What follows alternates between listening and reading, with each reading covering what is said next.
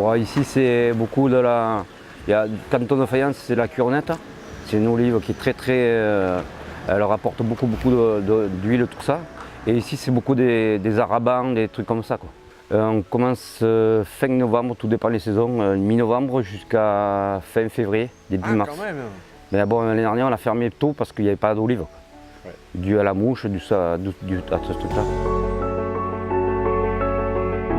On a acheté un malaxeur, vous verrez après.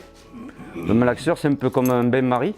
On met de l'eau chaude et ça fait la température, ça maintient la pâte à une température, je ne me rappelle plus à laquelle, et ça sort. Ça marche mieux. Ça marche très bien.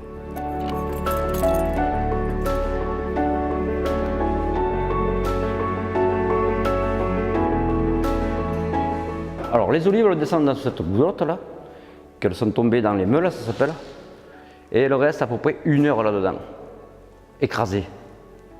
Tant que ça ne fait pas une pâte homogène, on n'ouvre pas. Donc 1 heure après aussi pas.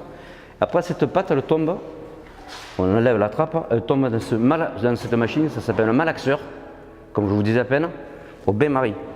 Ah, voilà. Au bain-marie parce que là, sur les parois, il y a de l'eau. Donc on respecte une température qu'il nous donne et la pâte, elle reste nickel, chrome. Une fois qu'on a fait ça, en sachant que sur le chariot, sur un chariot comme ça, il va à peu près 240 kg d'olives écrasées.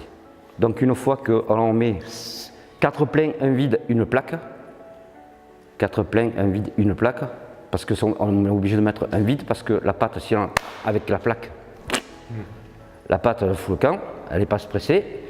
Et une fois qu'on a fini le chariot, on a tout monté, ce chariot, il va sous cette machine, ça s'appelle une presse. Alors c'est un piston, c'est une pompe à eau, hein, plus ou moins, qui monte tout doucement, et ça monte à 350 tonnes de poussée. Et ça sort, je vous dis, ça sort.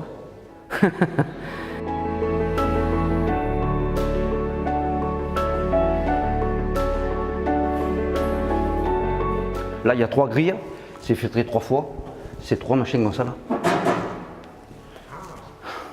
Parce que des fois en tombant, il tombe de la pâte, du grignon et de la pulpe. Après ça vient là et c'est tombé dans ce bac.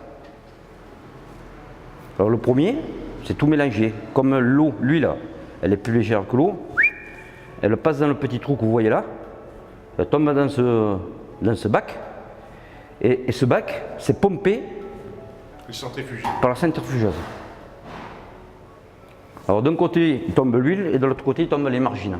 Les margines, c'est tout ce qui est l'eau, l'impureté, tout ça.